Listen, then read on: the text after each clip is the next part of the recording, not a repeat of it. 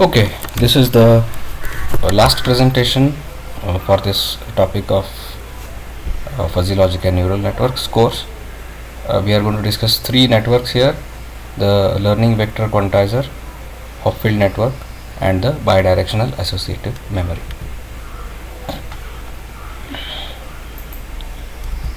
So what is a learning vector quantization? It was proposed by Cohen and is a pattern classification method in which every output unit represents a particular class or category. So if you remember Cohen network, things will be very easy. The weight vector for output unit is referred to as reference, or also called as the code book. So when we talk about an exemplar, which, or let us say the weight vector, which is pointing to a particular class after training, we say that it is the code book, or it is a code vector for the class that the unit represents. During the training, the output units are positioned by adjusting their weights through supervised training. So Cohen was unsupervised. In this learning vector quantizer, we do have some supervised training over here to approximate the decision surfaces. It is assumed that a set of training patterns with known classifications, that is the ground truth, is available along with the initial distribution of the reference vectors or the code vectors, each of which represents a known classification. After training, an LVQ-net classifies an input vector by assigning it to the same class as that of the output unit that has its weight vector closest to the input vector. So obviously this involves what is called as the Euclidean distance. This is the architecture. Simple over here that we have only the weight vectors over here which have to be learned. This is the algorithm. I'll just step through this algorithm very carefully. Initialize the reference vectors, initialize the learning rate alpha. Now this alpha is a function of the iteration, so that is the reason why for the 0th iteration we have a certain value of alpha. While stopping condition is false, we have to repeat steps 2 through 6. Okay, so for each input vector, this is your exemplars, you have to carry on steps 3 to 4. Compute j. So this is the let us say parameter which we are trying to minimize, so that the Euclidean distance between x, that is your input vector, and your weight vector is minimum. Okay, update weight vector if the target is equal to the class, desired class. Then what I will do is I will update the weight vector in this way. Okay, I will add alpha times x minus wj old, whereas if it is not equal, then what I will do is I will subtract. Here in fact what we are doing is we are making the weight vector more and more closer, or pushing it more and more closer to the input vector, which actually is the training exemplar and of which we know the class. Then we reduce the learning rate. Do this until this condition may be specified: a fixed number of iterations, that is execution of step 1, or the learning rate reached a sufficient small value. So whenever the learning rate, how can you terminate this? What is the stopping condition? The stopping condition may be a fixed number of iterations, or we can have another alternative where the learning rate becomes very small. So reducing the learning rate is a very important component over here. So what is x? X is the training vector, t is the correct category or the target or the class for training vector, wj is the weight vector of the jth output unit, cj is the class of the jth input, and this is the Euclidean distance between the input vector and the weight vector. So this is fairly simple. So this actually will represent output, these neurons will represent the number of classes actually speaking, and that is what it makes it different than the unsupervised, the Cohen network. In fact, in Cohen network we were interested in the physical locations of these units, but here we are not interested in the physical locations. Just remember that the learning rate is variable in this case of LVQ. Next is the Hopfield network. It was developed by Hopfield in 1982-1984. It is an iterative auto-associative network. When we talk about auto-association, it means that we are having the output of the unit, that is the neuron, converging onto itself, connected to itself. So the network is fully interconnected neural network in the sense that each unit is connected to every other unit. The network has symmetric weights with no self connections. So there are no self connections, please remember this. Only one unit updates its activation at a time based on the signal it receives from the other unit. Each unit continues to receive an external signal in addition to the signal from the other units in the net. So you can have so many different phases over here. The asynchronous updating of the unit follows a function known as energy or the Lyapunov function to be found for the net. Existence of such function enables us to prove that the network will converge to a stable state of activations rather than keep on oscillating. Hopfield network can be used as a content addressable memory. This is the architecture. As you can see that every neuron is connected to all the other neurons except itself. Okay, so that is the reason why it is called as auto associative network. So you can see here WII, that is, there is no connection, so that is the reason why WII is equal to 0. Okay,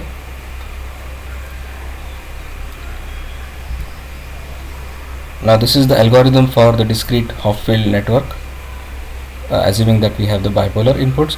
Initialize weights to store patterns using the Hebb rule. We already have seen the Hebb rule, that is the outer product.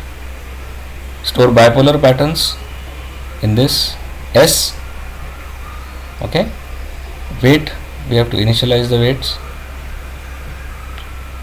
such that it is actually equal to the inputs themselves. Okay, self weight is equal to 0. Now while there is no convergence, you have to carry on the steps 1 to 7. Set the initial activations of net equal to the external input. So the activations are fed to the input of the network, or the activation is the input of input vector x. Continue the steps 4 to 6 for each unit. Unit should be updated in random order. This is important. Compute net input, that is the y underscore in, as xi plus summation over j yj into wji. So this is nothing but your output of other neurons multiplied by the corresponding weights. Determine the output signal, that is activation. So yi, this is important. Yi is equal to 1 if yin is greater than the threshold, is equal to yi if yin is equal to the threshold, and minus 1 if it is less than threshold. It's an activation function, simple plain words. Broadcast the value of y to all the other units. This updates the activation vector. So this steps goes on iteratively, and you'll see that basically it is capable of storing the patterns. Okay, now what is this energy function? Hopfield proved that the discrete Hopfield network will converge to a stable state, that is a limit point pattern of activation of units, by considering an energy, or what is called as the Lyapunov function for the system. An energy function is a function that is bounded below and is a non-increasing function of the state of the system. So neural network, this particular Hopfield network will stabilize to a lowest energy level, in simple plain words. For a neural network, the state of system is the vector of activations of units. If an energy function can be found for an iterative neural network, the net will converge to stable state of activations. An energy function for a Hopfield network is given by this formula. What is the storage capacity? Hopfield found experimentally that number of binary patterns that can be stored and of course recalled in a network with reasonable accuracy is given approximately by p is equal to 0.15 n, where n is the number of neurons in the net. So we can have, that is the reason why we can use this as a content addressable memory.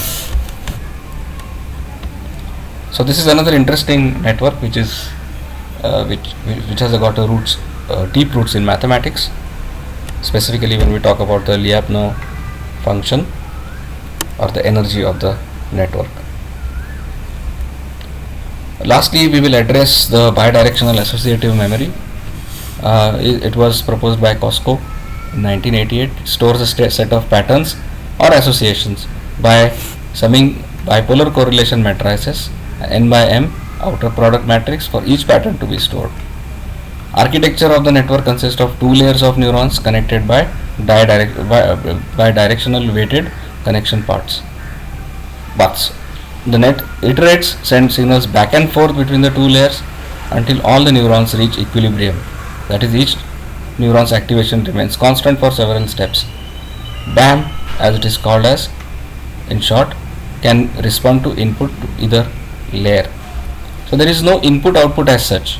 Okay, so if you have inputs provided here, you can get the outputs here or vice versa. So this is the X layer. That is the reason we call it as the X layer and the Y layer. So basically when I provide input here, it will go to the output. Whatever is the output, I will pass it through the activation function and it is sent back. Okay, and this keeps on doing until the weights gets stabilized. This is the algorithm for discrete bidirectional associative memory. Setting the weight matrix to store a set of input and target vectors. S is the input, T is the target vectors, and it can be determined again by the outer product, that is the Hebb rule. You already know this. And we use the activation functions, bipolar activation functions, for both the layers, that is X layer and the Y layer. Remember, there is no input layer and output layer as such. This is the algorithm. Initialize the weights to store a set of P vectors. Initialize all activations to 0. For each testing input, do steps 2 to 6. Present input pattern X to the X layer, that is set activations to the current input pattern. Present input pattern Y to the Y layer. While activations are not converged, you carry on the steps 4 to 6. Update the activations of unit in layer Y. Compute the net inputs, compute activations, send this to X layer. Again, update activations for X layer, compute the output and send it to Y layer. So it keeps on moving back and forth in the two layers. Test for convergence. The activation function vectors X and Y have reached equilibrium, then stop, otherwise continue. So this is another interesting network which can store the patterns, and interestingly it can correct the patterns also if to a certain extent. So we can have some kind of error correction network here. Fine. So that is all as far as the three types of additional networks that we have seen today. Just to summarize, we have seen the learning vector quantization, okay, which is based on the Cohen architecture. Then we have seen the Hopfield network, where energy basically of the neural network is considered to be the prime factor. We also saw that it can store number of binary patterns as equal to 0.15 into n, where n is the number of neural network number of neurons in the network. And finally we saw what is called as the bidirectional associative memory, where it can be used for the error correction also. Alright, so that is all for today's this particular session. Thank you.